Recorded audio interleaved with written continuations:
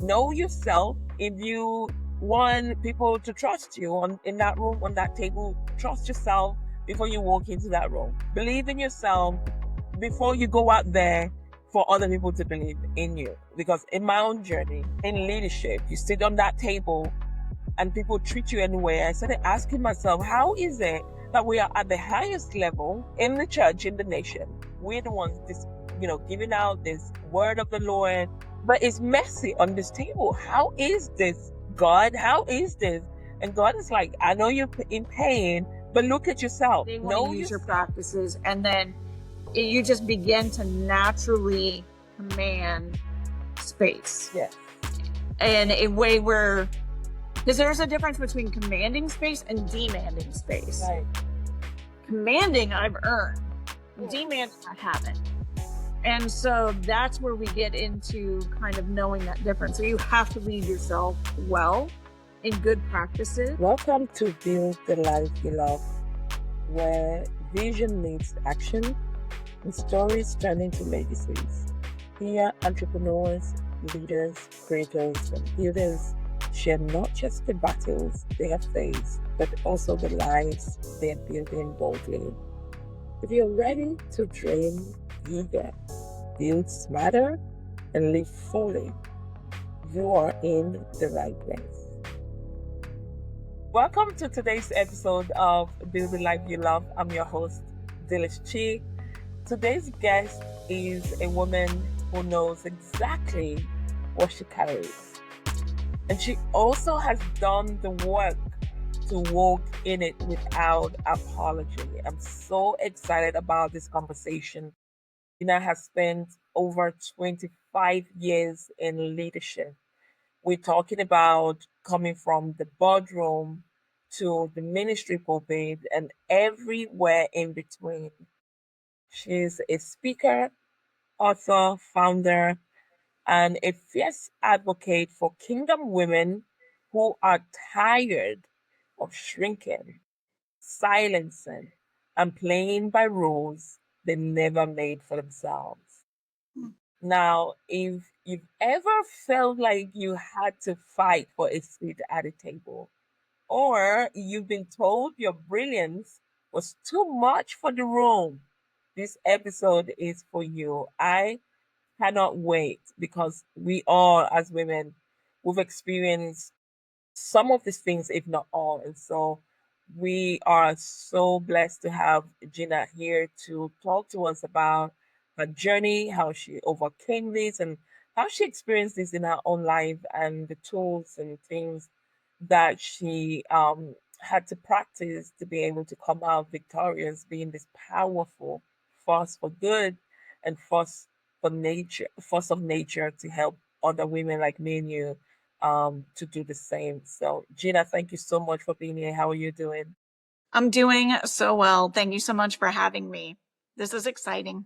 It is. We had a conversation a few weeks ago, and just from that brief time we spent together, I knew that I was talking to someone who is not only teaching, but you embody what you talk about. The conviction you have and what comes out of you is so real.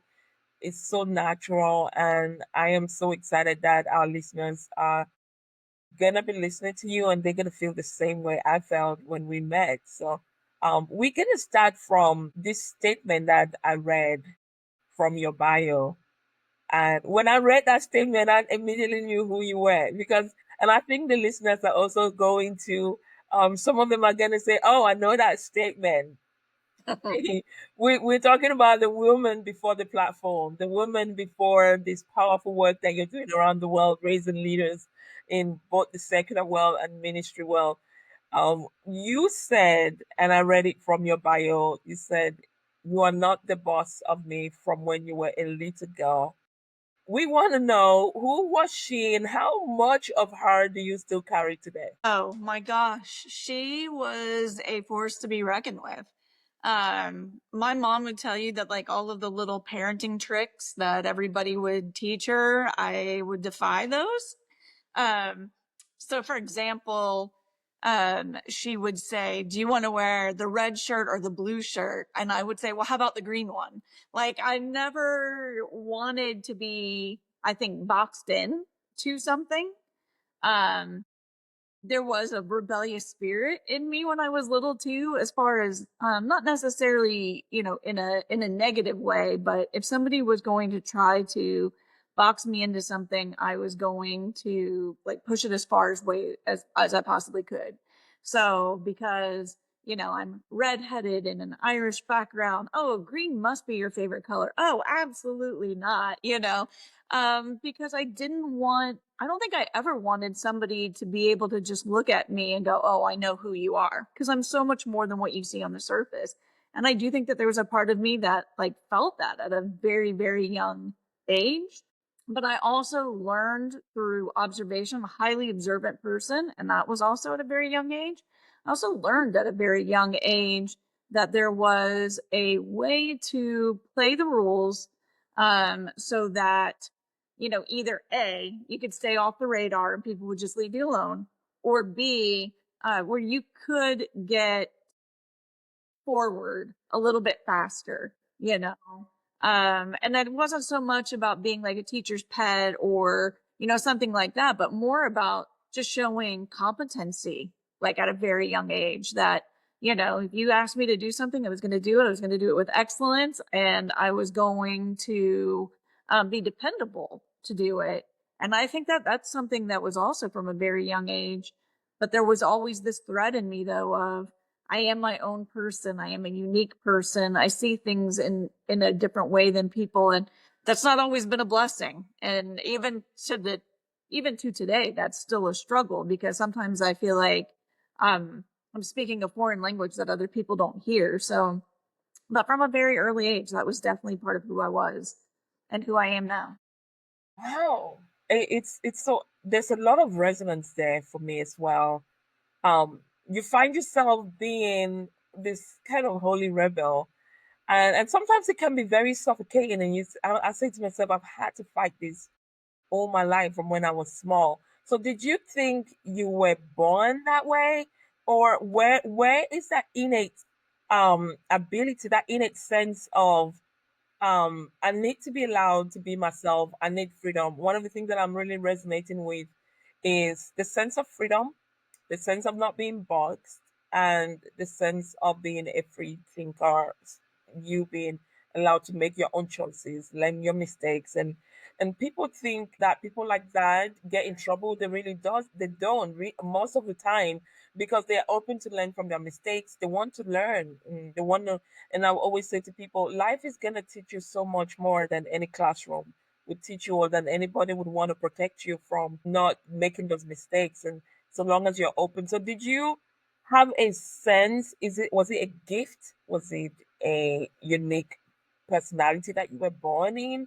We read like these messengers in the Bible, like Jeremiah, he was born so unique, like Moses, he was born extremely unique. Did you have a sense of that uniqueness around yourself when you were growing up? Did people tell you that you had a special gift or special ability? I think that, gosh, that's such a great question. So when I'm reflecting on that now, looking, back in hindsight, um, I don't think I recognized at the time that it was a uniqueness. I mean, there were certainly things that I was gifted with. Like I've always been, great with art and writing and things like that. And people would say, you're really good at this. You have a talent for it. But my goodness, knowing what I know now, though, what that tells me is the scripture says that he knew us before we were knit in our mother's womb. He knows every hair on my head. He knows so like if he knows all of that and the creator was the one who was putting me together before anybody in the universe even knew I was going to exist, I can't say that I wasn't at least in some way created to be exactly who I am for the purposes that he had for me. But also there's definitely some conditioning in there as well. And I think that actually speaks a lot to how do we look at our children, but particularly our daughters, um, when we go, oh my goodness, she's so loud. Oh, she's such a free spirit. Oh, she's this. and we try to condition them, and we try to put them into a box and make them acceptable to society based on whatever your societal norms are, depending on it, whether it's your country, your culture, your religion, your whatever. And so I definitely see that, there's a little bit of both there. And then there's that, like I said, there was like this natural rebellion in me to certain things. And my mother, growing up, my mother was very fearful. And she'll tell you this. Like, I'm not telling, secrets out of class. Just a very fearful woman. And I watched her, that observant side of me, watching her not embracing opportunity, whether it was for her or even for us kids, because of that fear. And I almost became rebellious to fear.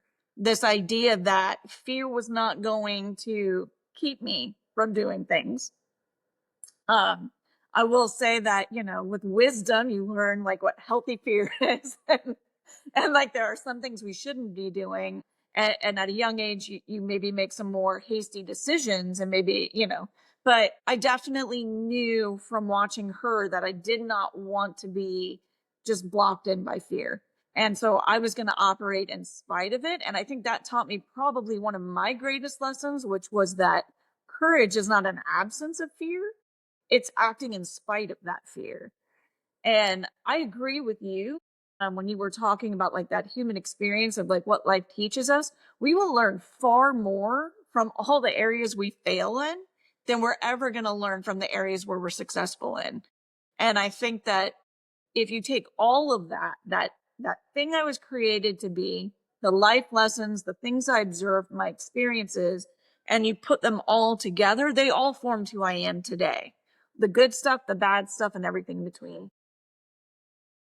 So you found your voice very early and you pursued that, and because you had that direction from the inside of you saying this is who you are, don't shape, don't give in to fear. And it's so interesting you said that you grew up with a mom who was fearful, but you decided to be the opposite. A lot of times children would become fearful as well because their parent is fearful. And so for me, that is a clear indication that God had really called you uniquely, and decided to make you be who he wanted you to be regardless of the environment that you were growing up. So I want to ask, at what point did you realize that your voice will be challenged, especially as a woman stepping into leadership? Because you found your voice so early. Did you think there was going to be this massive challenge that you would go on to experience in your waking life or in your career and your work? I was not prepared for the challenges I was going to face. I'll be honest with you.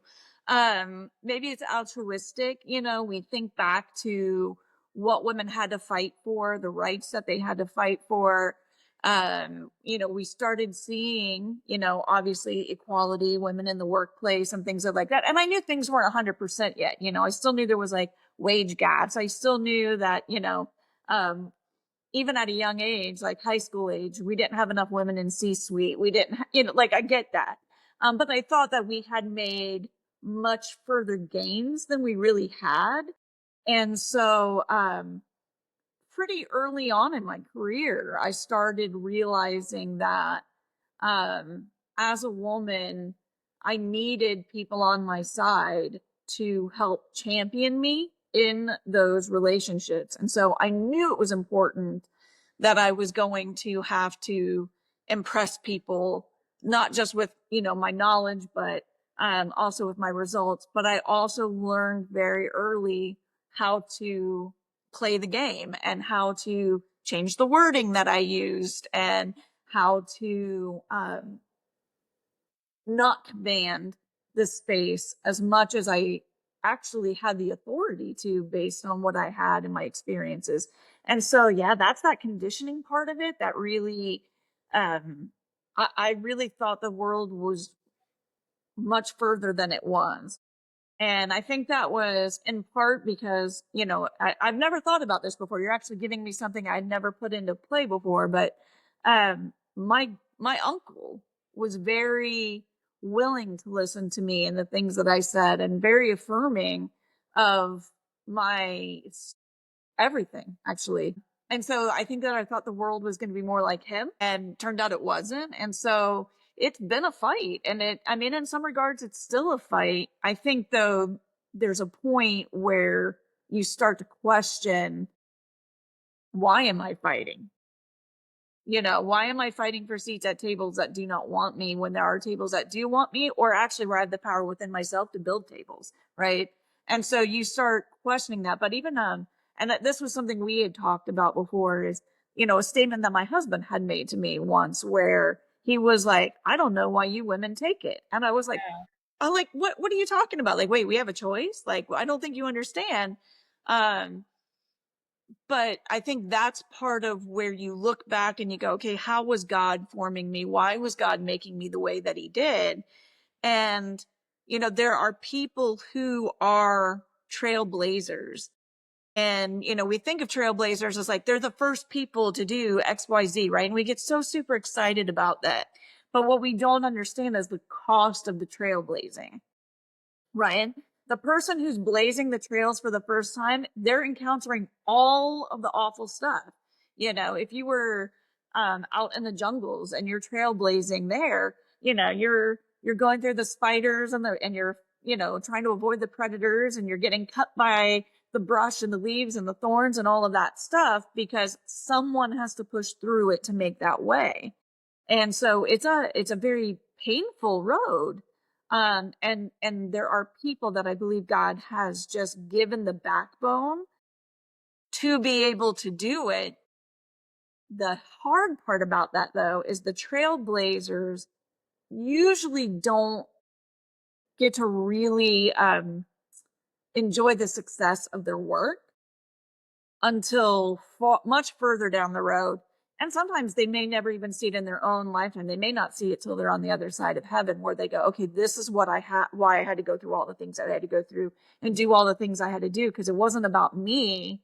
It was about what I was going to open up for my daughters and granddaughters and women in leadership positions down the road. And there has to be the group of us that goes, you know what, I'm not willing to play the game anymore, and I'm willing to speak up and speak out for what's not right.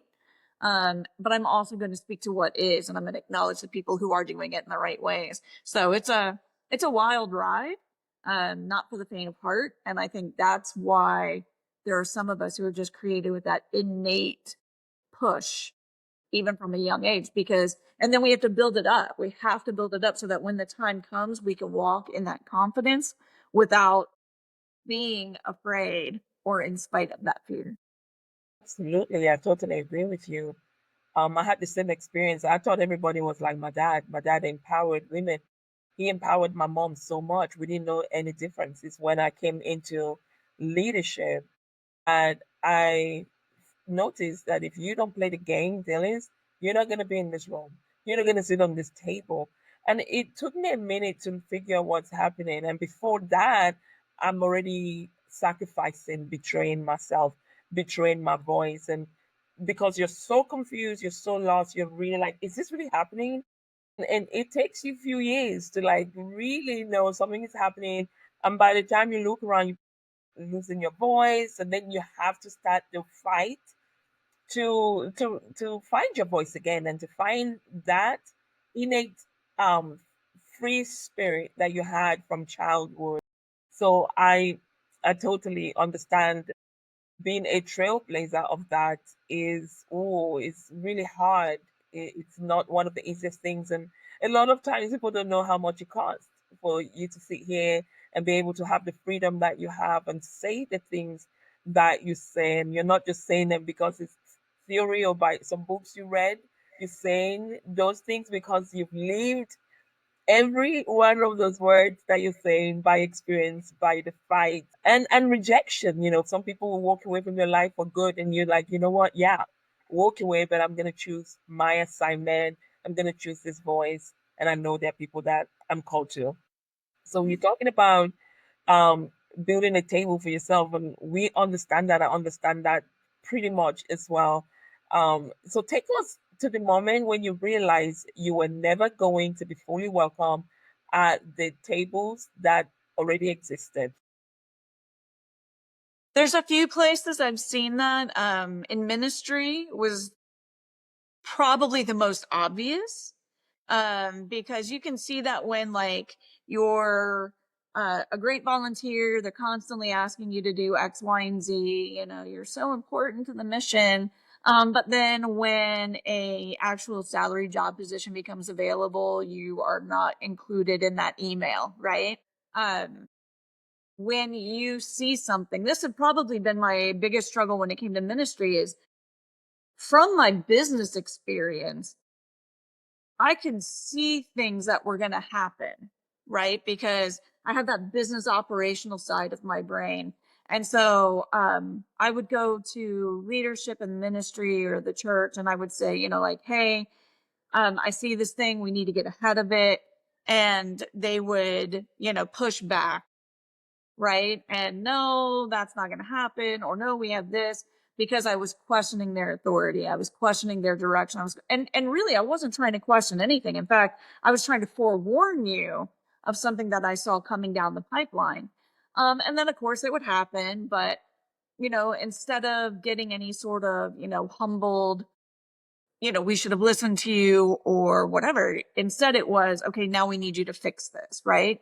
So great. Now I can come in and I can fix this problem that I saw coming that nobody listened to me to. And it's hard to not allow yourself to get into a prideful spirit with that. So you do have to check yourself. But when you start seeing that happen, it's not a one off. It's happening again and again and again and again. You kind of realize, oh wait, like this is really just an issue of I'm not being invited because for whatever reason they don't trust me, for whatever reason they don't know me. And that was actually where I really started to hone in on that when it came into ministry, was nobody had ever actually taken the time to sit down and get to know me and what my actual skill sets were beyond, you know, these like typical women domestic stereotypes. And so if they needed those things, yeah, great, let's, you know, default to her. But that I actually had a business mind, that I actually had um, information and experience that was helpful. Then there was a situation where my, you know, pastor had called my husband for something. And my husband literally said, I don't know why you're talking to me. You need to talk to Gena, and handed the phone over. And, you know, that was kind of like a great moment there, because for the first time, he was actually being able to get to hear my expertise. And I started, you know, okay, well, I've got questions for you. You know, I need information so that I can give you the best route to go here. Um, in the business world, though, I found it to be a little hazier to see those moments where they're a little more fine tuned and wanting to make sure they don't come off discriminatory or that they are being exclusive, right? So they find ways to make you table adjacent. So like you feel like you're in the room, that your opinion matters, but at the end of the day, they're not going to listen to you anyway. They're going to do whatever it is they want to do. And those were actually easier for me to navigate because I think I expected it there, but I was more heartbroken to find it in the church. And to find it in ministry, that for some reason I was not being viewed, you know, in the fullness of who God created me to be and what I had to offer, simply because I was a woman, not just kind of really was, you know, because I knew that's not how Christ saw me, you know, and if the church is supposed to be the representation of Christ, then why would they behave in such a way? And so I held the church to a much higher standard. And, but I think the first time I experienced it in the corporate world and in the business world was we had just opened a new location, dedicated all the square footage to it and what have you. And, you know, I came to them and I said, they wanted to change it. They wanted to reroute this. And I was like, nope, that's a mistake. We're just opening the location, you know, give us a year in and I guarantee you every square footage of that is going to be used, but we're just not there yet. And that was the first time somebody had really said to me, well, you just don't see the big picture. And I thought, oh, no, I see the big picture. I see exactly what you're saying. But what I also see is that picture sits on a page and that page is one of many in a book. And I'm looking at the whole book. And what I can see is where this is going to head, and it's going to actually end up costing you more money. You're looking at today. I'm looking at a year from now, 2 years from now, 5 years from now. And, so that was a real struggle, for me to realize that like they really can't see beyond themselves. And so anytime that you come at somebody who can't see beyond themselves and where they're comfortable or where their knowledge base or experience lands them, and you challenge that, they become incredibly uncomfortable with that. Especially if you're younger than, especially if you are, a different gender in some instances, or even in other cases, if you're, not the same ethnicity as them, or you're not the same socioeconomic background or all of that, they can discount what it is that you have to offer on these very superficial levels without understanding that every single one of us comes with a lifetime of experience and knowledge and perspectives that if we were willing to listen to, you'll find out not only should I have a place at that table, I earned that place at that table. And so it's just permeated throughout my entire career. I don't think I noticed it so much in school. I don't think I noticed it so much in college. But I definitely noticed it very, very early on in my career in the way that people interacted with me, whether it was the people I worked with or even some of the clients that, and customers that we had. It was really early on. But I think that when I was younger, I was a little more boisterous to press against it because I thought these people were the few. Mhm. As I got older, I realized actually they're part of the many. And I had to get to a point in my probably like early 40s to mid 40s where I really began to realize like, but God created me this way for a reason. I have a voice. There's a reason I am the way that I am, and I'm not going to just quiet that down for anybody anymore. And was really willing to just call things out for what they were. And so there was a big transition there, but there was definitely a period of time where, I recognized like I have to play the game. And then I don't know, man, there's like one day you wake up and you're like, this is a stupid game. It is. It is. And, just hearing it, it's for me, I don't know about you, it's so painful to be just used or just used to not seen and not experienced as another human being. I'm really big on people experiencing me as a human being, seeing me, not just for what I can bring or what I can do. So it's a very painful place, especially when they are doing it in a spiteful way to put you down to make sure people don't see the strength that you have. People don't even experience. In my case, I would hear one of the leaders would introduce me. Oh, she's so powerful, but she got it from me. Like little comments like that to just put something over your who you are so people don't perceive you exactly as you are. It's a very painful place. And when you were talking, I was thinking about, someone like yourself. You walk in a room, you're so competent, you have your skill set, your brilliance is showing you've done the work, and you work in a room with these men who have not developed themselves. They may have some skill sets and some level of competence, but they was not expecting you as a woman to walk in that room, married, children, happy, and you are brilliant. And then that conversation you're about to have with them, and they feel intimidated, and I think a lot of times, I don't know if it's subconsciously for these people, they want to shut you down. There's that intimidation that happens. I know you would have experienced that in different times. What do you do in that moment? Because I know listeners that are tuning in right now, a lot of them have dealt with that, and myself. In fact, you don't even feel like this thing stop. So long as you're a woman, you continue to shine and work on yourself and develop yourself. You're gonna get into some of these rooms, or even in partnerships and collaborations, associations that will feel that way. How do you deal with this?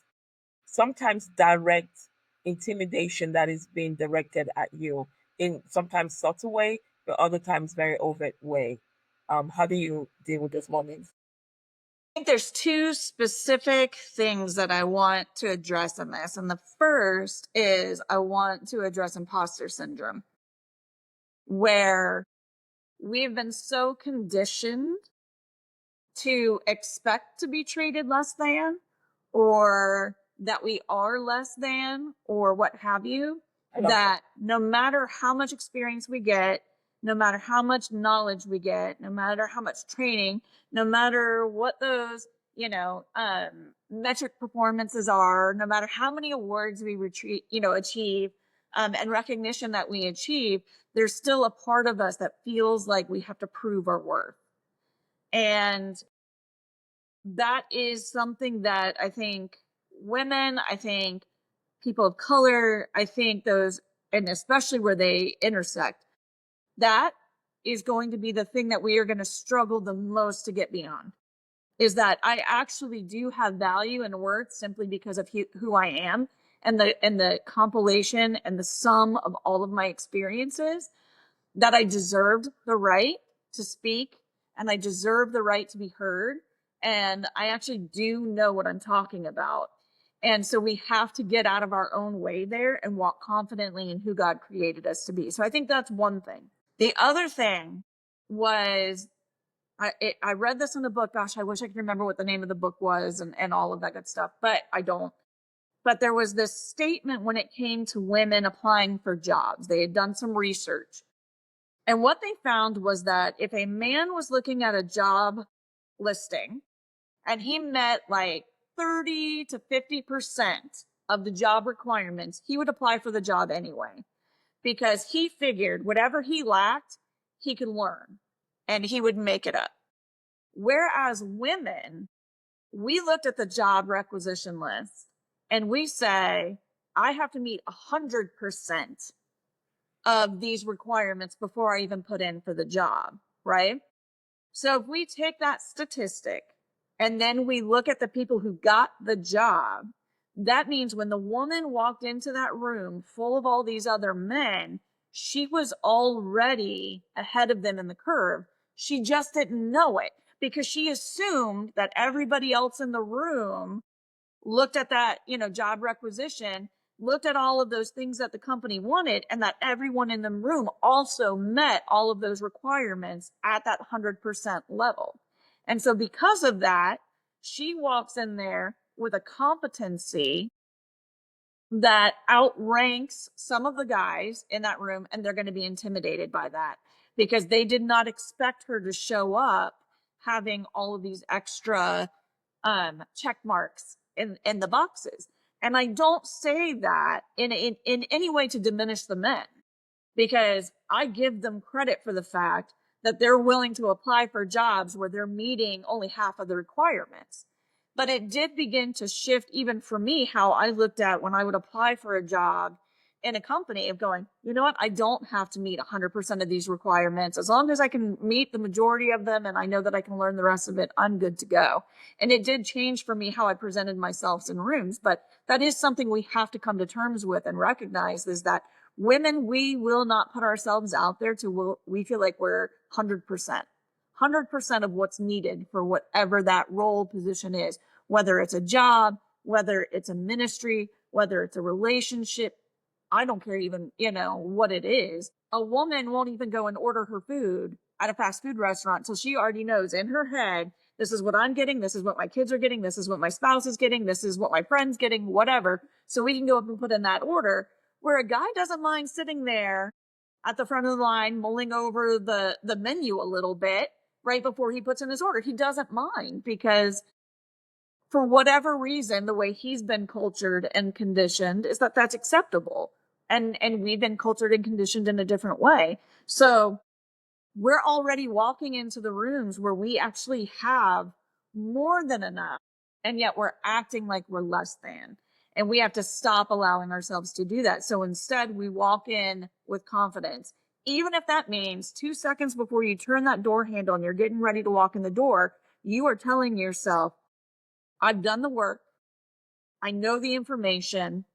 My track record backs me up.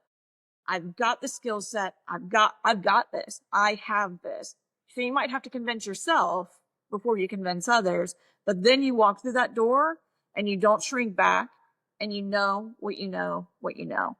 And if you can speak confidently in that, they're going to listen and you're going to command the space. You just have to be willing to be uncomfortable in the uncomfortable for a little bit. Oh, that is so good, Gina. That is so beautifully articulated. And it's so true. We do so much. We over prepare. It feels like the conditioning that the world has thrown at women is unreal, and it's not even very visible to the men or to people out there in the streets. But it's true. A woman will show up at an interview wanting to check all the boxes, haven't stayed up all night, spend 5 nights on top of family, on top of the man she's married to, like on top of all those other duties, and we don't even give credit to ourselves for all of that. We still show up not confident, and then if it happens that in that room it turned out that we really know a lot, we're well prepared, we start apologizing for it, like, oh. Um, I didn't mean to be overprepared, and I'm usually not this smart, and then we don't hold that space. We don't, like you said, be willing to be uncomfortable for 5 minutes in that role. It's okay. Can you talk us through, because this is where a lot of women say we need permission. I mean, do we really need permission when we have it in us? You said you were born with this. What other permission do you want? It's in you. Innately, there's no way you could have given yourself those things. And God brought you to the world and He put that in you. And that is leading you, is directing you. You feel the force inside of you. It comes on you in such a powerful way. You can't stop yourself. People can't stop you. And I know we women were very intuitive. We know this is who we are. But the society has taught us to apologize for it and say we need permission. We need other women to give us the permission. Okay, the other women are doing it. Women like Gina are doing it. There's still enough for these women to go home and say, gosh, I saw Gina today. She inspired me. So I'm going to show up in that room.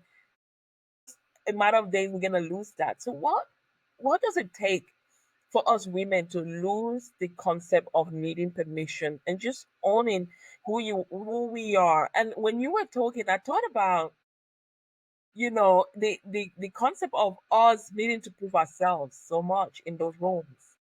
I need to prove myself. I start fighting. Sometimes aggression will come in, and over women become so alpha in nature that the soft feminine essence and power disappears.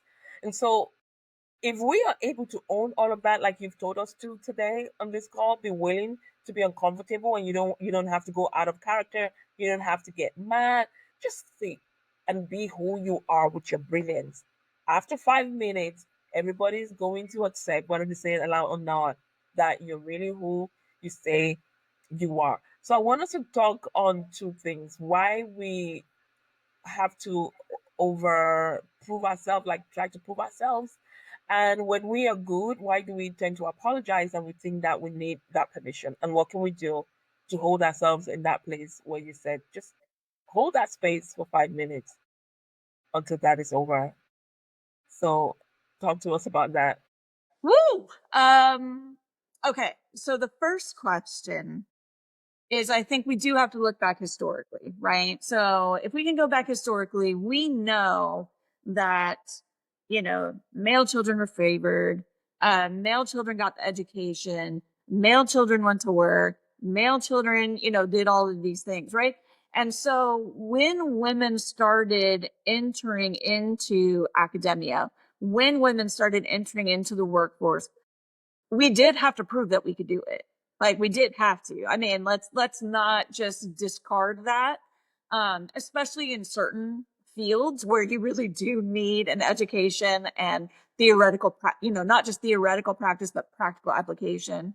But there was a point where that shift began to be what I would consider documentable, right? Where women are walking away with college degrees, where we are seeing them moving on to doctorates and masters, where we can begin to look at the historical record and we can go, okay, well, some of these great advances that we had were because of women who had the knowledge and the insight.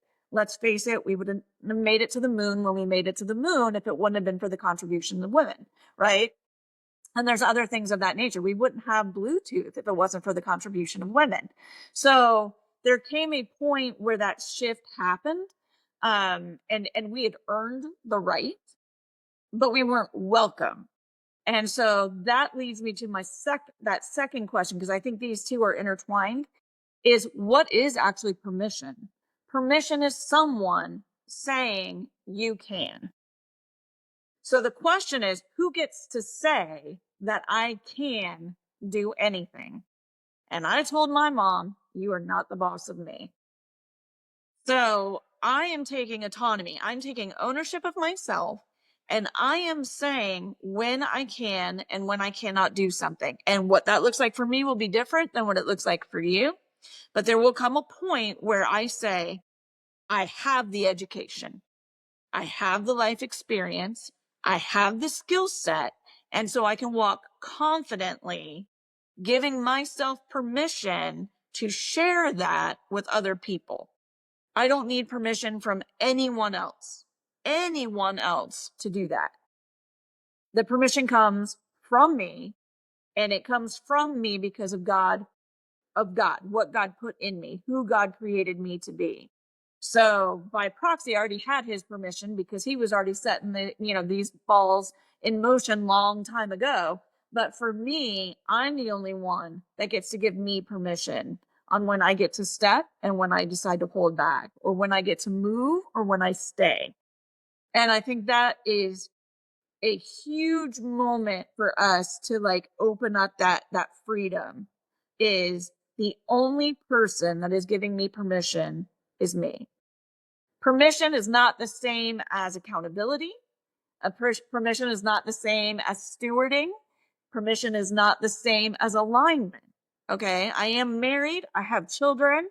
I can't just decide one day that I'm going to, pick up and move to another state without considering my family, considering my husband, because I have some, wild call to, move to another country or something like that. There is accountability. There is alignment. But when it comes to just simply the permission to do it, the permission lies within me, in the authority that God has given me over my own self, my own talents, my own calling. That also doesn't get confused with permission to walk in confidence is not permission to walk in ego. And it is not permission to walk in arrogance. And it's not permission to walk in a fighting divisive spirit all the time, right? We're not going to be contrary just to be contrary. We're not going to be spiteful. We're not going to be petty. We're not going to be whatever. But we are going to walk forward in the confidence that I do know what I know. And if you ever sat me down to challenge me, I'm going to be able to defend that I do know what I'm talking about. I've got the life experience to back that up. And what other people want to do is really try to diminish that. They want you to feel like you don't know. But if I know, I know. I did the work. I got the degree. I did the research. What do they say? It's like, in order to be considered an expert on something, you have to do 1,000 hours worth of research on it. I have done well over 1,000 hours of research when it comes to, leadership, when it comes to management, when it comes to those types of things. By all accounts, I am expert level. Who is anyone else to tell me that I'm not? When I know that I've done the work. The hard part then is that confidence of being able to say, okay, now, because I have given myself permission, I'm actually going to do the thing. I'm actually going to step in and do it. But there was a woman, she was teaching a workshop, and she said something that to me was so profound, which was, action brings clarity. And I've really been honing in on that, like this was just in March that I heard this, but I've really been honing in on that and what that means in so many different areas of my life. And the idea of action bringing clarity is, at some point we just have to step. We just have to step. And so if I step into that room, if I step into that meeting, whether it's physically or just using my voice to do it, the knowledge, the experience is all going to flow through that.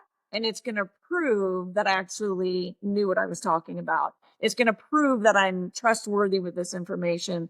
It's going to prove that I actually have the capability to see this thing through. So whether this is ministry, whether this is corporate, whether this is just part of your everyday life, whether you're an entrepreneur trying to figure this stuff out, at some point, we do have to trust in God to make the step, and just one step at a time, little by little. And then eventually you get to a place where the confidence is there. Look at Moses. He's like, who am I? Right? Like, who am I? Why me? Why are you going to use me to do all this? I really don't want to, and the Lord didn't stop and go, okay, well, you've disqualified yourself, so I'm going to move on to somebody else. He knew Moses was the one to do what he needed to get done. And so he kept after him and kept after him and kept after him. Same thing with Jonah. Told Jonah to do something. Jonah was like, who, me? I don't want to go there. I don't like those people. I don't want to be a part of any of that. And God was like, yeah, well, you don't really have a choice, because I'm going to force you to it. And I don't know about you, but I don't need any burning bushes in front of me. I do not need to get swallowed by a whale. Like, I just want to walk in obedience to what God has asked me to do. And as long as I sit there and I disqualify myself, or I allow myself to listen to people who are trying to disqualify me, I might as well just be sitting in the belly of that whale. Might as well. Oh, that's so good. That is so good when you talk about action brings clarity. It's something that we all experience, but we can't put it in words. And when you say it, you're like, oh, that's so true. Because so many times when you pivot, and you bring a team around you, and every time, because you're taking the action to put yourself out there to execute the goal, to bring whatever you want to come to pass, every time you go into that meeting, you come out with so much clarity about that particular thing, and it will not look like what it was when you started. And that's because you're taking action, you're having real conversation, practical things on the table, taking different things into consideration, and that thing grows to become something else and not exactly what you started with. So that just gave me that example to say action, it's everything. Action is everything for the women who are listening, thinking you're that good, you've done this number of hours, this and that. Today is a day that you don't have to hold your gift. You have avenues, you have different platforms that you can begin to archive what you know, like Gina said, after doing thousands of hours of whatever you're good at or you love or passionate about, archive it to say so you can show people that with confidence, and that helps as well. Instead of walking into those rooms and them arguing you because you don't have work or something to show, or even to defend yourself in a healthy way and not in a way that you're mad, you're angry. And so I want to talk up to us I want you to talk to us, Gina, about women who I had this celebrity said one day, she's female, I don't want to call her name. I heard her say, I've had to work twice as hard as a woman to get to where I am. Don't dare do that to me. So a lot of women listening would resonate with that. I've had to work so hard, and I'm still not being seen, and and by the time we get into these important rooms, we are already so mad, we're very resentful. Sometimes it's very subtle. And sometimes women just become so angry that it comes out even in those important rooms as well without them knowing. Is there a way you can speak into that so that women who are actually taking action, but also knowing that they've had to work that hard, give them like some tools that they can use to come out of that place to really embody this beautiful brilliance and gifts that they have so they can display all of that in a very beautiful way that is magnetic and that can withstand intimidation that we talked about earlier. I think a beautiful thing that we overlook is in our pursuit to try to like go up the corporate ladder, or maybe it's more societal because you're an entrepreneur, so you are the top of your corporate ladder, but you're trying to get your business up within your community or what have you, or even within ministries, is the beauty of giving back, right? So I can take this knowledge that I have and I can use it to try to push my career forward. And there's nothing wrong with it. Okay. But I'm going to meet resistance. I'm going to have to fight for from spaces, right? Meanwhile, there's some folks that are a couple steps behind you that would love to almost like glean your field, right? Like, like touch the hem of your robe. I mean, I hate to say that, obviously, but if we're trying to be Christ-like, right? But they just want a part of that, right? They want a sliver of your brilliance. So find ways to go and help those folks. And there's this wonderful thing that happens there, because as you're helping someone else, you're building up your own confidence, right? Because you're telling them, okay, here's what you can do. Here's some things to put into practice, best practices, best steps, next steps, whatever. They go and they do the thing. They achieve success. They come back to you and they say, hey, that thing that you told me to do, I did it. It worked. What do I do next? Right? So now what you don't realize you're doing and giving back to your community or giving back to other entrepreneurs or other leaders is you're building this portfolio of all these times that your intelligence was able to help somebody coming up behind you, or your experience was able to help somebody behind you. And so then the more of those that you get, the easier it's for you to show up in those places where you're actually trying to move yourself forward, because you realize, like, no, wait, I actually do know what I'm talking about. Like, I'm actually really good at this. And then when you're in those spaces and somebody challenges you, now you have this little portfolio. You can go back and say, like, look, I hear what you're saying. I understand, that maybe you don't think that this is the appropriate next steps that we should be taking. But let me show you 12 instances with a smaller company where I put this very thing into place and we achieved different levels of success, but we did achieve success. And now if we scaled this up for us, I believe the providence and the proof is there that this is going to work for us, right? So sometimes instead of putting so much energy into fighting for that space forward, if we take that energy and we give it to the people coming up behind us, it's actually going to bolster us up and it's going to lift us up even more. Also, the side effect of that is it makes it easier to take the hard stuff because your cup's getting filled by all this good stuff that you did. So everyone who is coming in and reminding you that you do know what you're talking about, because they're saying these things worked, this worked, and they're saying thank you, and they're saying affirming things to you, and they're opening other doors for you, you may end up realizing at the end of this, I don't have to keep fighting to push myself here. I'm more than content actually even staying right where I am here, doing what I'm doing every day, because the fulfillment I'm getting is not from where I pushed myself forward, but all of these people that I gave a hand to on the backside. And it suddenly just makes it so much less of a fight. And you begin to look at your career becomes the ends, or the means to an end, because the end isn't about where you're going. The end is about where you're taking everybody else. And it's like a little mental shift, and it makes it so much easier to handle that. That said, I would also say, if you're literally in a space where you know it, everybody knows it, that what you're fighting against here is not somebody to trust you. You're not fighting for people who haven't, had experience with you yet. You're dealing with true discrimination. You are dealing with true people who are holding you back for no other reason than your gender, the color of your skin, whatever it is, that you also have the permission to hold those people accountable. And you go to the right people and you get those things corrected. And you might have to do it in spite of fear. You might have to do it in spite of what could this mean for my career and what have you.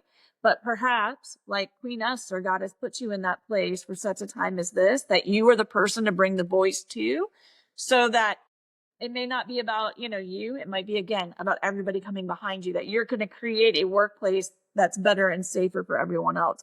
So there's the two extremes, where one place is maybe they don't trust you yet. Maybe you haven't been able to prove yourself yet.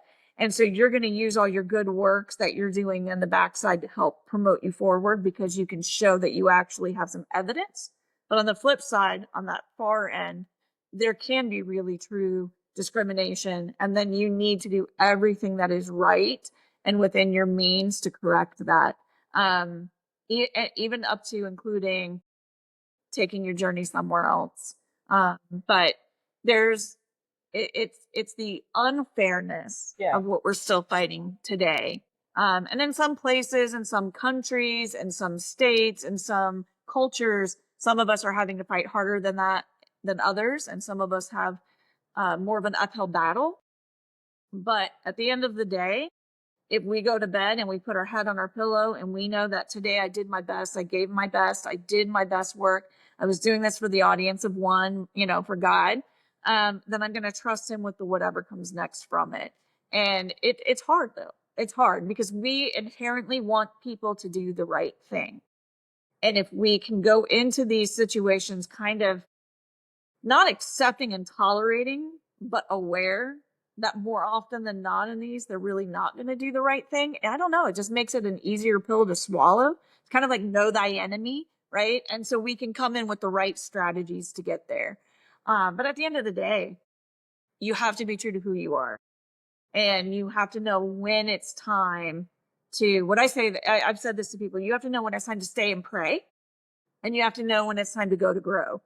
And that's a huge step in freedom, because there is a point where you have permission to leave somewhere you are not wanted, valued, or respected, and go somewhere you are. And the good news is, in this, capitalist world that we live in, there are more than enough new companies opening every year. There are more than enough businesses that are growing and expanding, that there's going to be a space for you somewhere that's actually going to appreciate those things in you. And you just have to be in alignment with God on that process there. Do I throw caution to the wind because we're in a good financial place so I can go ahead and leave now? Do I need to stay until another job opens? Is this a place I'm meant to fight and trailblaze? That's where you have to take that in with God. And that's why it's so important, especially as women in God's kingdom, that as we are navigating this, that we are doing so not blindly, but with like God vision of, where we're going, and that we are praying about it, that we are listening to our people that are around us, that we bring in our close counsel of godly people that are going to speak truth into our life. And that we understand what our call into it, into this really is. Are we a change maker? Are we somebody who's on a pathway and maybe we're not called to do that part? But I do think that there are women that he has given a very special calling to, that push the buttons and create the challenges so that every other woman can come up behind and they're going to benefit from that. She's just going to have the thick skin to take the price for doing that. So I know that's seems like a very lofty answer, but it's really not, in that if we are truly accepting who God's created us to be, and we are in alignment with him, and we are ordering our steps to him, because God is not a God of chaos, he is a God of order. So he's not going to just throw us into the deep end, that there's a process in this, and we're going to get to where we need to be, but we have to trust him. And we have to also, to a certain extent, trust ourselves that he has prepared us for what this is. And, we're not promised this life is going to be easy anyway. We're not promised that just because we've accepted Christ in our heart, all of a sudden everything is just going to flow to us abundantly without any hiccups, without any obstacles, without any, fight. Jesus didn't get, right? Like, not everybody who came to hear Jesus speak was a fan.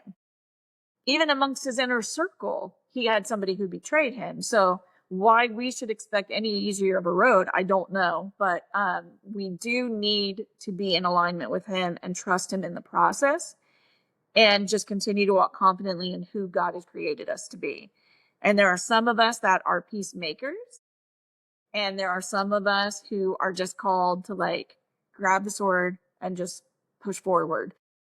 You have to figure out who you are in that. And the only way you're going to do that is actually through just having a really good, solid relationship with Christ, knowing the word, reading the word, praying, being in community with fellow believers, especially if you are an entrepreneur, especially if you're in the business world. You want to be with people who share your values, who share your morals and your ethics.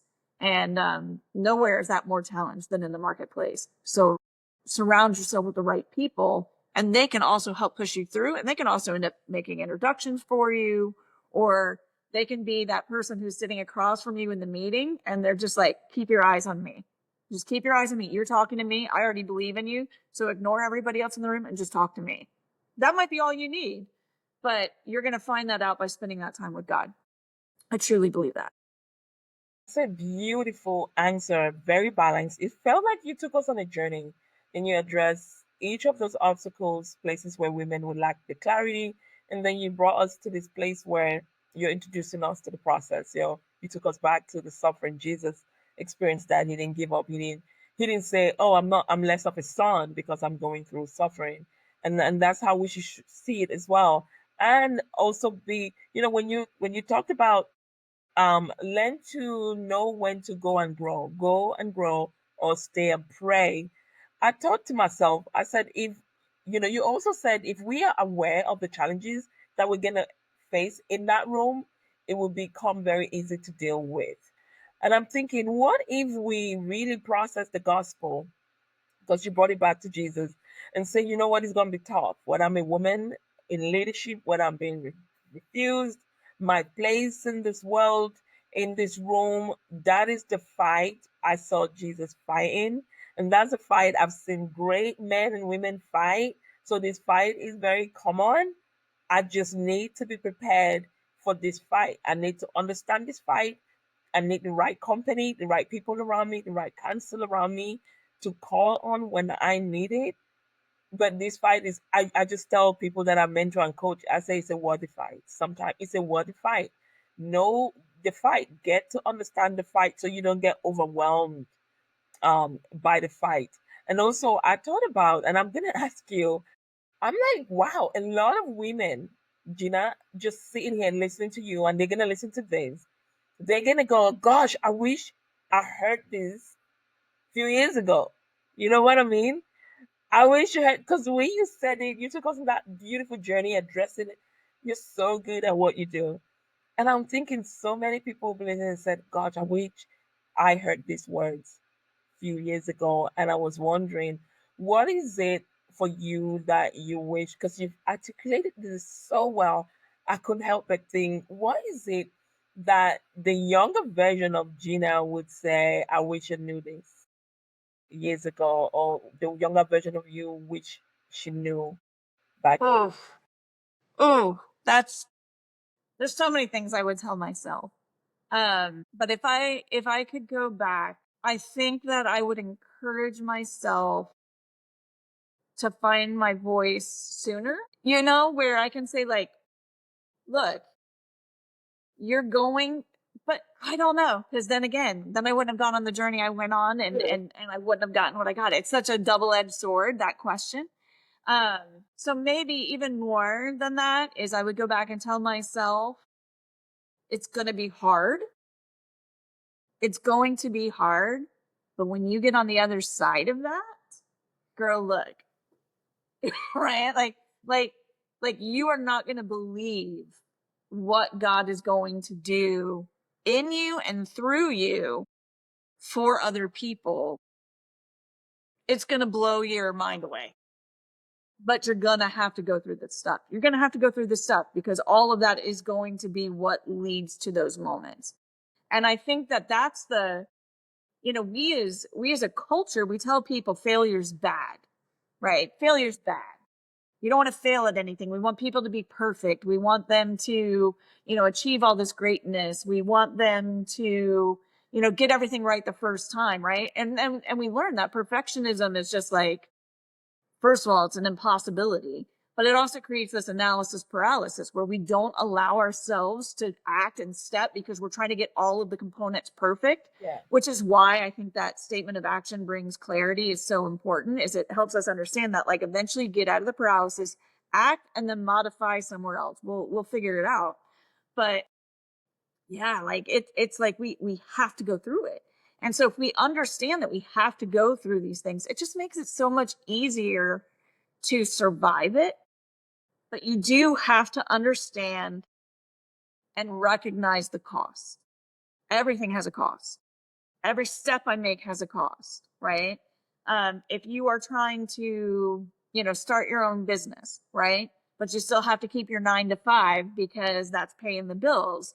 There's a cost there. That means my free time that maybe I spent with my friends or that was with my family, my husband, my kids, my, bestie, whatever, is going to be diminished a little bit for a while because I have to put this in. There's a cost there.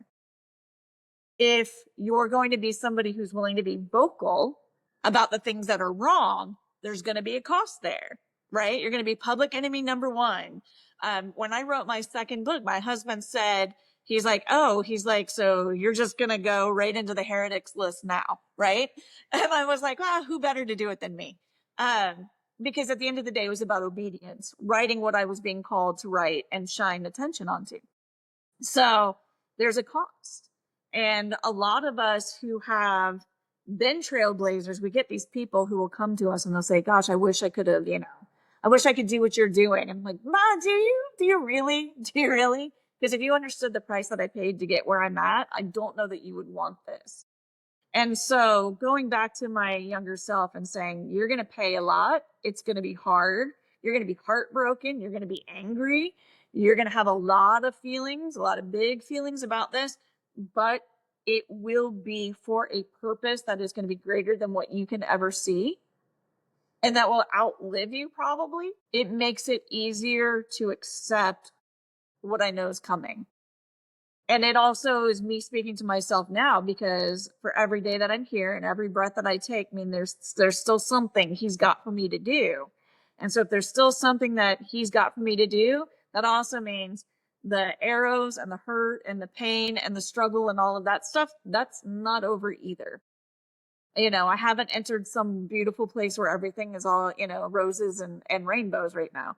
I'm still in the fray. I'm still in the battle. I'm still fighting. I am still trying to create change, And so even though I'm speaking that to my young self, I'm speaking that to myself now. The journey's not over. It's not over. There's still more work to do.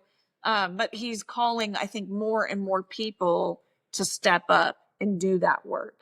And one day we won't have to fight anymore. That's a dream that we all are looking forward to. On that day where it's easy, people recognize you, people celebrate you, and welcome the challenges that your voice creates. And on that note, I wanted to ask about, what do you think women in leadership are feeling right now, especially those that are having to carry a calling and a voice that challenges the system? Probably more than anything is confusion. I like Because they hear it. They hear that we support women in leadership. They hear that, these companies have DEI, initiatives. They hear women's voices are welcome here. They hear it, but they're not seeing it. And so it creates confusion because you're being told you're welcome. You try to act in that welcomeness, and then you get the pushback, and then you begin to question, like, okay, so am I actually welcome here or not?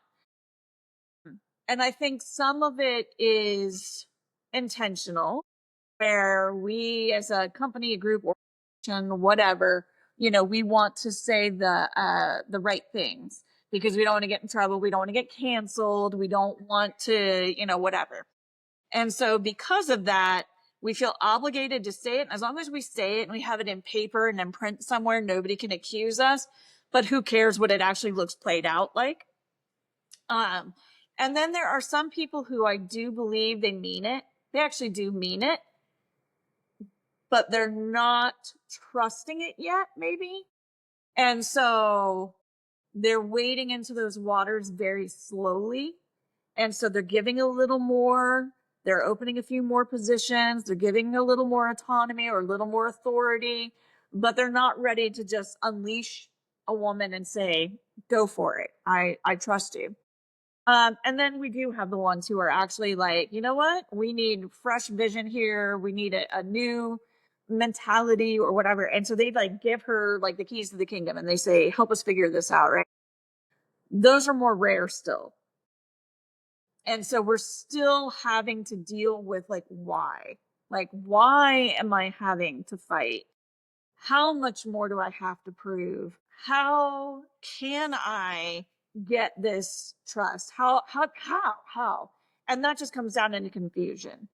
And so then what the problem becomes for us as women is then we begin to stop doubting the systems and we start doubting ourselves, right? And we start saying, well, maybe I'm not good enough. Maybe I don't have enough education. Maybe I don't have enough experience. Maybe I don't have this. And so what do? We back ourselves up and we go and we get more education or we get more experience or we do all these things to try to fill those gaps without realizing the gaps weren't in us to begin with. The gaps are in the system.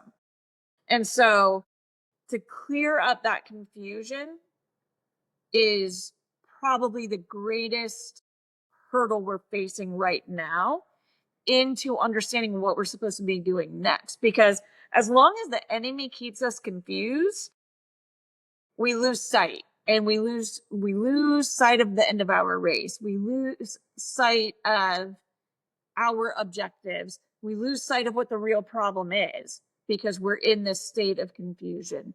And so I think that's what we're dealing with more than anything is that heartbreak of, say a woman in ministry leadership. I've been volunteering here for years and years and years, and I've been doing all these things and everything is great. And I've got all this experience here and our ministry has grown and right, we're checking off all those boxes. And then they decide to open up the position to a paid position and they hire somebody in fresh out of college who's got a pastoral, related degree. And it's a guy. And they don't understand why was I not considered for this? Why wasn't the job offered to me? Only to find out that maybe their church had a position where women were not pastors, but nobody ever spoke it. Nobody ever talked about it. So she had assumed she had earned her place in a spot that it was never going to happen in the first place. And so she's confused and she's hurt. So we as women, I think, if you're somebody in that instance where you're coming into a church or you're coming into a ministry, an organization, a Christian nonprofit, whatever it might be, what we have to get out of is assumptions. That just that they're allowing me to do these things means that they're allowing me to do other things. And we have to have those conversations right out the gate. What is your statement of faith? What do you believe about women in these positions? If a position came available in your church, would you hire a woman for this, right? So that's the first part there, the ministry side of it. The secular side of it is actually so much easier because for us now versus ever in history, we have access to so much information. I could go back and I could say, we'll pick, a company, off the top of our head, Nokia, right? I could go in and I could pull up and I could tell you who every C-suite member of Nokia has been since the day Nokia was created. Same for Apple, bigger company. I could go in and I could tell you who all has been in these C-suite positions the entirety because I can look that up. I can see what the company's track record is, right? And if I can see that it is 2025 and they still haven't had a woman in their C-suite, I know really small percentage that I'm going to be the woman that's going to get that job. But I also know that if I do get that job, I know what I'm going to be up against, knowing thy enemy, right? So we have some due diligence on ourselves to ask the questions, the hard questions, the questions we may not like the answers to as well, so that we can then, with information, figure out what those next steps are. And so I think that's huge. Like that's super important that we're willing to have those conversations and ask those questions. And I think historically we've been afraid to. So we become observant. We make our assessments based on those, observations. And then we make assumptions. And then the rug gets pulled out from underneath us when we find out, oh my gosh, we were wrong the whole time. Right.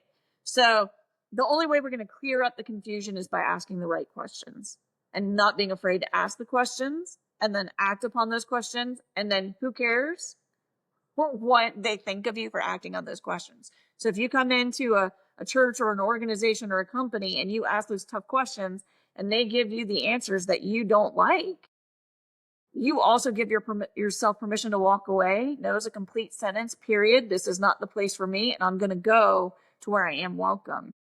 And stop looking at, in the professional standpoint, especially job interviews and whether you're applying for a job for a first time or for a promotion. It's not just about them. interviewing you about whether or not they want you. It's also you interviewing them to find out if you want them. And that is a incredible piece of power that you have as somebody in that setting to be able to say, I need to know if I still fit in this company, if I still have a future here or not. And you may find out as you go through that interview, this is not the place for me, and then you go into the website and you pull your application because you're like, you know what? No, this one's not for me. This is not where I'm supposed to be. And you do that again in alignment with the spirit. You are connecting with God. I only want to be where you want me to be for the time that you want me to be there. And I'm going to trust you to know if this is a stay and pray or grow and go. There's power in knowing what you want, isn't it? What do you want as well? Don't just go into the organization and you are all at their mercy. It's what they do, and you're hoping, oh, I hope they do this. I hope, because that would mean. And so, what I was hearing you say is how important physical identity is for women. Find your identity in God. Know who you are, and accept that, accept your power. We give our power a lot to these organizations, to these systems, and to these people, and we find ourselves always on the urge and hoping and praying prayers that God will never answer because he wants something else for us, and also because we're not having those conversations that you've just mentioned that we should be having. And so before we go into this or that segment, how important is it for women to, first of all, give those things to themselves, know yourself? If you want people to trust you in that room, on that table, trust yourself before you walk into that room. Believe in yourself before you go out there for other people to believe in you. Because in my own journey in leadership, you sit on that table and people treat you anyway. I started asking myself, how is it that we are at the highest level in the church, in the nation? We're the ones giving out this word of the Lord, but it's messy on this table. How is this, God? How is this? And God is like, I know you're in pain, but look at yourself. For you to sit on that table, there's resonance. There's something in you that's resonating with the toxic on the table. So come to me, take time away, and go deal with that. And that's why I wrote that book, the book that I wrote, The Prophetic Blueprint. And I began to deal with my own self betrayal.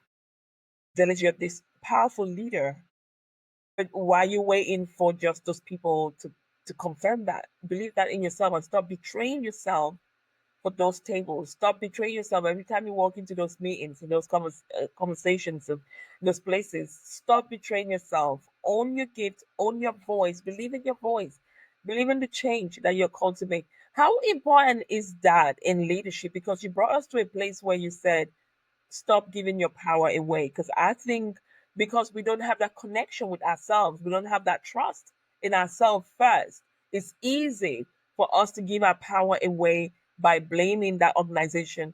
And worst of it, we don't even know what we want to go in there and inspect them as well, or interview simultaneously to say, is this the place that I want to be?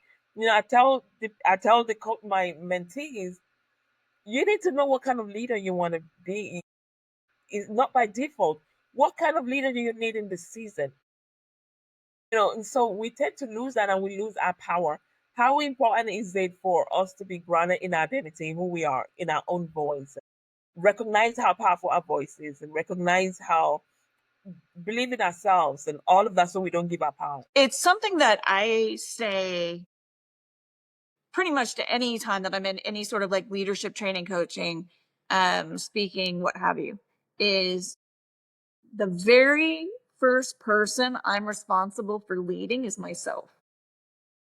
And if I'm not leading myself well, I cannot lead others well, right? And so what does that mean? So if you go in and you say, how do I define a leader? Am I exemplifying those characteristics? Or is there an area that I need to work on? Now, that doesn't mean that I can't work on it while I'm simultaneously leading other people. What it is it's this awareness that we have about ourselves. So if there's an area that I am maybe slacking in, then I have the responsibility to fill that gap, right? And to get myself back in alignment with that. So we have to lead ourselves well. And I think that that's exactly where that strength comes from, to understand who we are, have confidence in ourselves, but also the trust in God that He's going to take us where we're supposed to be, is if I'm leading myself well, those best practices every day. And you can go through it and you can say something very formal, like I'm going to go into the Bible and I'm going to go into Timothy and I'm going to go into these other ones and I'm going to find all of those descriptive words that I believe, or that the Bible, identifies leadership, right? That they're responsible fiscally, that, they're not quarrelsome, that they're whatever, right? And you can go, okay, these are the things I'm going to work on. That's one way to go about it. Also, a really great way to go about it if you're very early in your walk, right?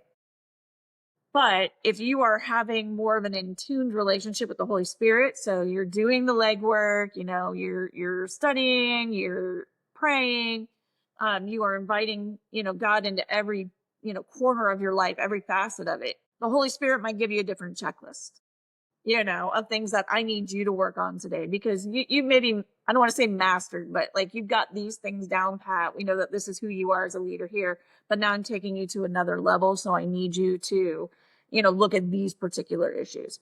So there's some, dependence there upon where you are in your walk. But I think that that's the key, like first steps, because the more confident you grow in your relationship with God and how He views being a leader, Yeah.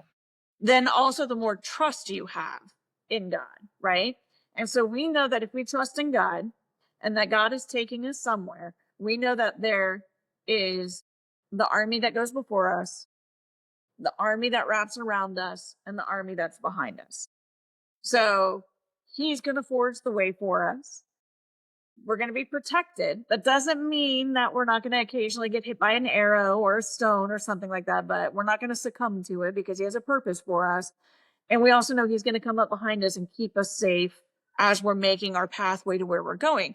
And so it makes it easier to be a little bolder. It makes it easier to be a little more challenging to the world. It makes it easier to be uncomfortable because you're going somewhere. And so that would be, for me, that's the answer, is I've just got to lead myself well. And then the rest of it kind of just falls into place there, because if you're trustworthy with yourself, if you're leading yourself well, if you're making good decisions, you're trusting God, people around you see that, they're going to trust you more. They're going to seek your advice more. They're going to seek your wisdom more because they see that it's working. Now, they may not see the arrows and the stones and the rocks and all the weeds and the thorns that you had to get through to get there. But what they do see is that the works produced fruit, and it was good fruit. And so if they want to produce good fruit, they want to come along for that ride. They want to be a part of it. They want to use your practices. And then you just begin to naturally command space in a way where, because there's a difference between commanding space and demanding space. Commanding, I've earned. Demanding, I haven't. And so that's where we get into kind of knowing that difference. So you have to lead yourself well in good practices. I would never, as much as like I coach people on leadership and this and that and the other, I am not out there trying to be somebody's nutritionist. I'm not out there trying to be their personal trainer, right? Not my area of expertise. Also, particularly, maybe not the area I'm leading myself the best in either. When I ate, 2 brownies last night and I'm like, man, menopause tells me I'm supposed to be leaving these brownies alone, right? So know thyself, right? But that's not where I'm called. That's not where I'm called. And so I'm not going to go out and demand space and try to speak some sort of lesson there. That's not mine. That's not where I'm supposed to be. I know my lane. I know the track God's put me on. I know the people I'm supposed to be talking to. And that's where I'm going to push, because I'm not speaking from something where I'm trying to demand presence or space. I'm speaking from a place of, I've earned this. I've earned the right to be listened to. So lead yourself really well. Lead yourself really well in your areas. And God may expand those areas. He may take you into other places. But be present in that. And don't ever just sit on your laurels and go, I just figured it all out. I've done my time. I know this. People should just listen to me. Because if 2020 COVID taught us all anything, is everything can change on a dime. And we all of a sudden are going to have to learn how to do things very, very differently. We went from a country that didn't know how to Zoom to everybody's grandma knows how to do a Zoom meeting, right? So, the world changes on us. So don't ever allow yourself to get comfortable. Continually lead yourself well. So powerful. Thank you for that. So we're gonna shift things a little bit. It's been such powerful insights you've been sharing. And so let's get into this or that segment. I'm gonna give you two words and you're gonna pick if it resonates and why. Or maybe, none of them resonate to you and you may want to explain to us why and you may not. So the first pair is confidence or clarity. Boy, clarity. I like clarity. Um, when I have clarity, I feel more confident. So I feel like one kind of comes ahead of the other. Good. Sacred disruption or polite agreement. I'll take sacred disruption every day of the week. Like, I don't like to be interrupted and like taken off track. I really actually don't. But when I see that God is doing something, it is the best thing ever. So I'll take it. Sacred disruption. Don't we all? We don't like disruption, but God is so good at doing that. The next one is soft power or bold. I feel like I exist in bold, but I prefer soft. I actually think that when we begin to respect everyone and what they bring to the table, soft power is actually stronger. But sometimes it takes bold power to get the thing done. So that's a tough one. That's a tough one.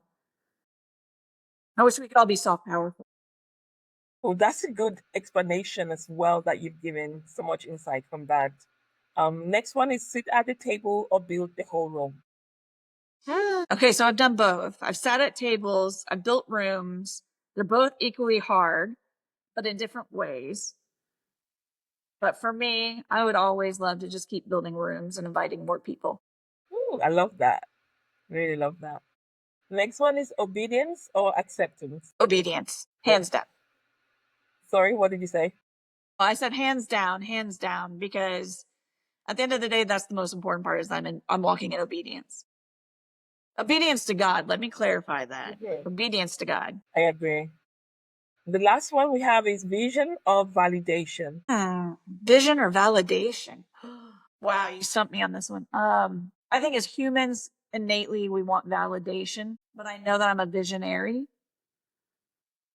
and I can't ever imagine living my life without vision. So I'm gonna say vision. That was a tough one. It took you a while. Okay, we're now on to our last segment. I want to ask you this question. What's the truth you live by now that you didn't believe back when you were trying to play the game? The truth I live by now is I don't have to play. I get to choose to not play the game. I think that so there was a situation, and I had sought out a mentor. She was a few years older than me, but she knew the people involved very well, and I was really struggling because I could see this problem was going to happen. I was trying to tell them, they didn't want to listen to me, and so I went to her to like, how, what's the language that I need here, right? And so she had said to me, she's like, well, you just need them to think it's their own idea. It's like, she's like, go about it this way, make some suggestive thoughts. And she's like, you just have to play the game. And I said to her, I was like, this was probably 2021, 2022. And I said, it's 2022. Why can't I just be direct? Why can't I just tell them, like, this is how it is? And she's like, oh, Gena, you have to play the game because it isn't just about you. It's about the women that are coming up behind you, and you don't want to put a sour, taste in their mouth for women. So you have to be careful. And I walked away from that meeting so bothered deeply about that. I don't have to play the game. I don't have to. In fact, I don't really see anywhere in scripture where God says play the game. He did say know how to speak to people, you know, know your audience. Yes, but he didn't say play any games. And so no, I'm not playing any games anymore. I'm just gonna be who I am, and I'm gonna tell you the way that God's created me to tell people things. And if you don't like it, that's your problem. That's not mine. And I don't mean that in a mean way. I'm not going to be mean and nasty to anybody, but I am going to not play any more games. I'm just going to tell it how it is. And then we go from there. I mean, that's very understandable because you are expected to deny yourself and your brilliance and hand it over to a group of people that you're trying to help. Where it doesn't work. At some point, you're gonna need to pay for it. You're gonna need to suffer that. If you accept that, then that's how you're gonna continue, isn't it? And that's the very thing you're standing against. You're trying to help other people come out. Doctors don't do that. No, they don't.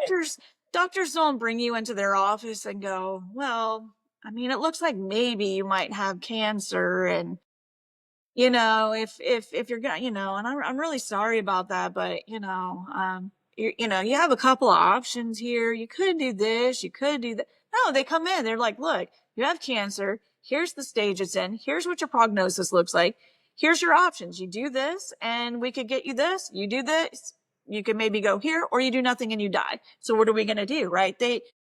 They talk about doctors not having great bedside manner, because of the fact that, but it is the truth.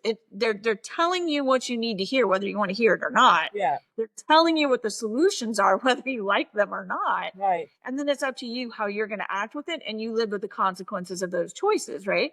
And so if we don't come off as brutes, and we're not being mean to people, but if we are being truthful and honest, and we are speaking directly, and we're not trying to manipulate, not that kind of stuff, we shouldn't have to play games with one another. We should be able to have just honest conversation. Here's the circumstances, let's move forward.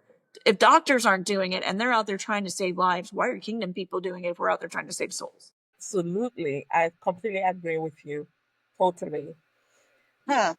Next question is, what are you still learning to love about your leadership style, especially as a woman?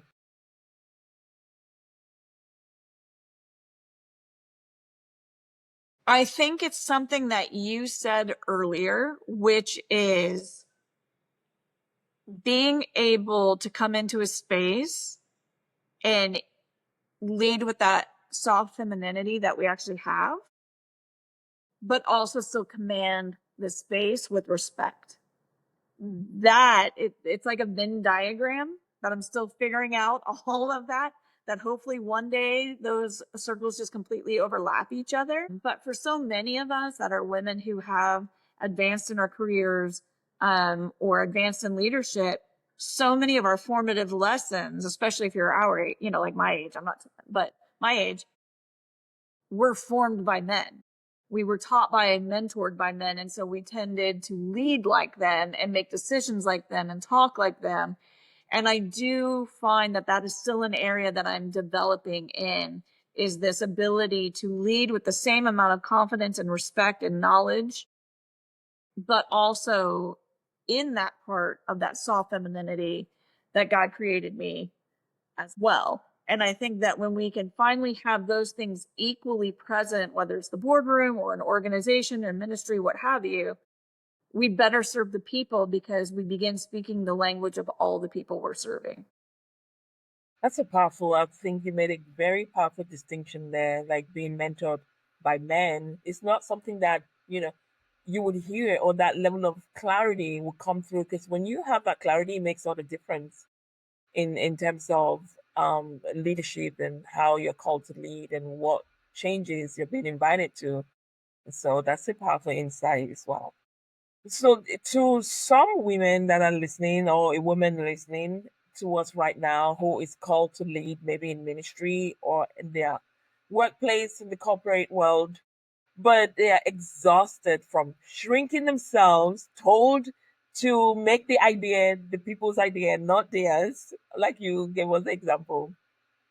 And they are very tempted to do that, and perhaps they probably have been doing that for a long time because they want to fit in. What would you say to her right now?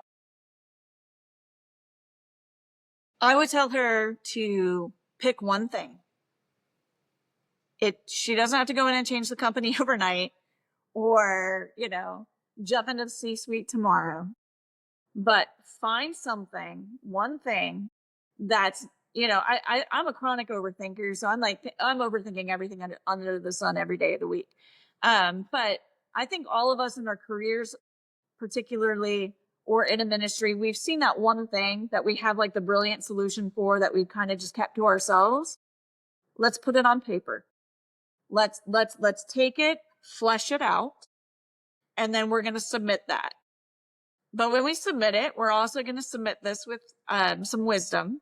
And so whether we're sending it as an attachment in an email or in the body of the email or whatever, we are going to send it in an email. So it's documented. This is the HR side of my brain coming out, but we're going to submit it in an email that's documented. We are going to copy somebody on it who can validate that this idea originated with you, because the Bible says pay man his fair wages. And I believe that also means giving credit where credit is due. So we are going to make sure that it is attributed to you. And you're going to submit that idea. And you're going to back it up, whatever that idea is. I don't care. I don't care if it's renovating the break room into a more enjoyable space. I don't care if it is changing a company initiative or introducing a new, DEI program or whatever it is. But put the information into place, get it into somebody's hands, even if you know they're not going to do anything about it. Put it out there. Just put it out there.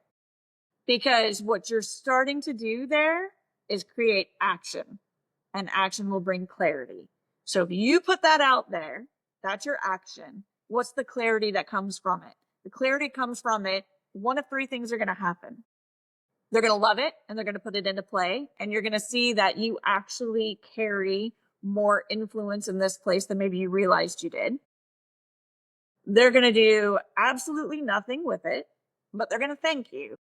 And so you kind of understand that, this is a place where they're not necessarily rejecting you, but you haven't maybe earned your space in the trust circle yet, or you're going to see them make you feel really bad about it, right? Like they're going to tell you your idea is dumb or why they can't do it or disqualify you or that. And then that tells you are not welcome there, but it does give you clarity. It lets you know exactly where you stand. And then you can make decisions from there.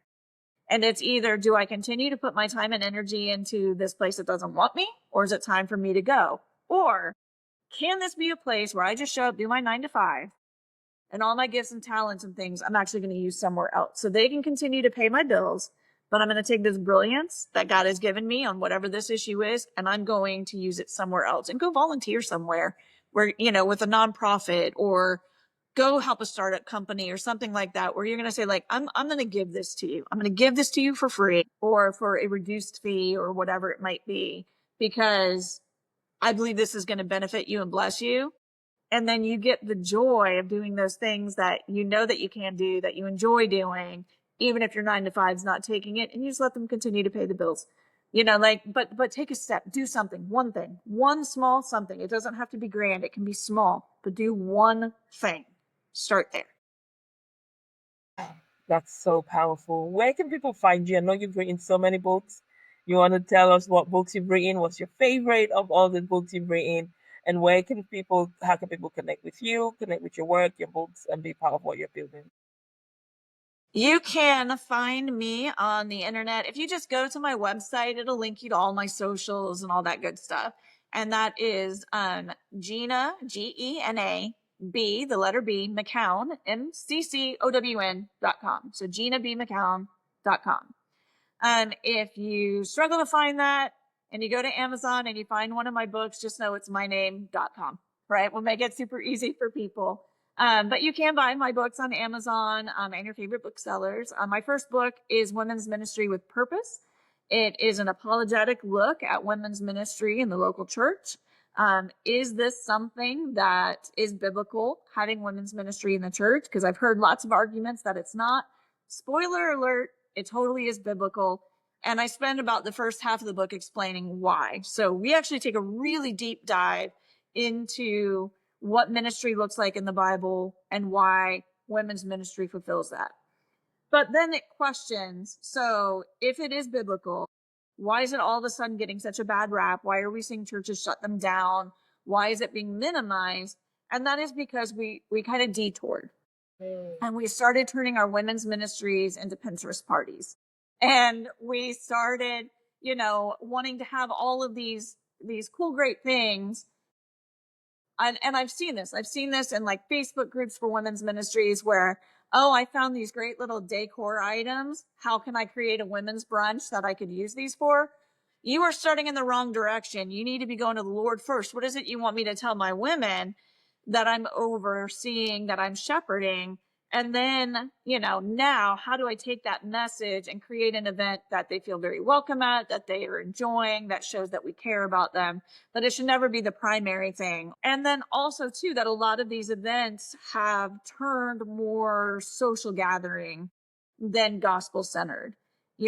There was one, and goodness, if they hear this, I hate to have to use them as an example, but I'm going to use them as the example.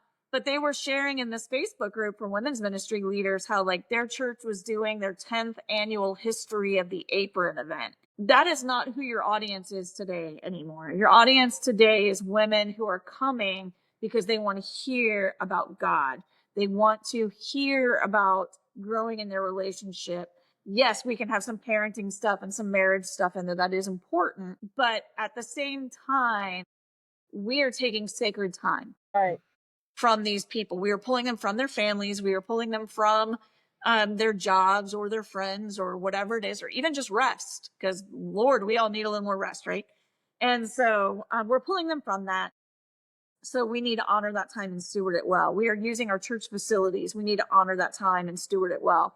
And so the second half of the book really addresses that. Like, where did we go off? And how do we get ourselves back to a gospel-centered ministry that has the purpose of lifting up our church and making disciples, fulfilling the Great Commission? So that's Women's Ministry with Purpose. And then the second book, because why not just dive right into the deep end, is Still Here and Still Struggling to Serve. And that book is literally focused on the role of women serving in the church and the difficulties they face. I'm a researcher by nature. So when people challenge me with beliefs, I want to go in and what does the word really say about this? And so that was really, for me, was as I was doing the first book on women's ministry and I was talking to all these women, I realized that depending upon your culture, your country, your denomination, there were different views about what women could and couldn't be doing. And I was finding, one woman who said it was a male elder who ran their women's ministry. And I was like, well, that's kind of weird. Or that even the women's Bible studies were taught by men in the church, that women couldn't even teach other women. And I'm like, wow, like even from some of the more conservative denominations I knew of, that seemed even more conservative, right? And so I realized that we were not just talking about, can women hold the office of pastor? We are talking about what can she do as part of God's church. And so that book is a dive. We are looking at it all. We are looking at the historical record. We are looking at the biblical record. We are looking at how things have gotten so skewed. We examine, feminism. We look at all of the stuff that has contributed to where I think we are now. But the thing that was the most startling for me in my research of this was the needle hadn't moved as far as I thought it had. And I refuse to be a person who writes a book that's sad and dreary and doesn't have any hope in it. And so we end the book with hope, because at the end of the day, this is a broken world we live in. We cannot afford to be handicapping ourselves and going out and sharing the gospel. Yeah. And so we're still going to be out there, because no matter how hard it is, we're still here. God's daughters are still here. We are still sharing the gospel. We are still teaching people, and it doesn't always have to be under the confines of a church building. In fact, I we're agree. called to go out. We're Mhm. called to go out. So let's go out, but we're still here. We're still struggling, but we are still leading, and we're leading in the confidence that he's given us in. And there's some freedom to be found in that. And it also does share some accounts of other women that I reached out to. And I said, would you just be willing to share part of your story? Because I wanted to make sure different viewpoints and different experiences were covered in here. So those are the two books that I've written: Women's Ministry with Purpose, Still Here, Still Struggling to Serve. And I know that God's got a lot more in me, so definitely keep track of what I've got going on.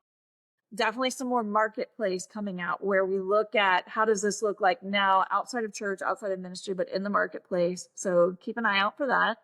But if you get to my website, you'll find the links to my socials and all that good stuff. I'm out there, not hard to find, and just really excited to be able to encourage God's daughters in the work that they're being called to. Thank you so much. We're gonna add your links to this episode when we publish it, so people can be able to find you at your website as well, and any other links, social links that you have, so they can have access to you. Gina, thank you so much for today. Thank you for your voice. Thank you for your courage. Thank you for building the table that the rest of us didn't even know we needed. Your voice is so so needed. I've just sat here with you having this conversation. I'm amazed at your level of clarity. Like when give you a question to answer, you navigate the questions with all obstacles, you address everything. And I know that the women that are going to listen to this are going to agree with me. But even more than that, they're going to share it. They're going to be so blessed with the level of not just your experience in your work, in your research that you've done, but also your level of clarity.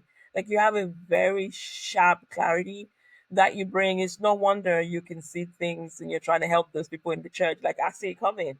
It's such a gift that just sitting here with you, I've just observed it. And really a great blessing. Thank you. You are proof that leadership doesn't have to come at a cost of our faith, at the cost of who God innately has called us to be and wired us to be, and even our voice as well. You're the example. You paid the price, and you're sitting here. I'm so grateful to you. Thank you for being here and coming on this conversation and this episode with me. Thank you. Well, thank you for having me, and thank you for opening up the platform for these kind of conversations.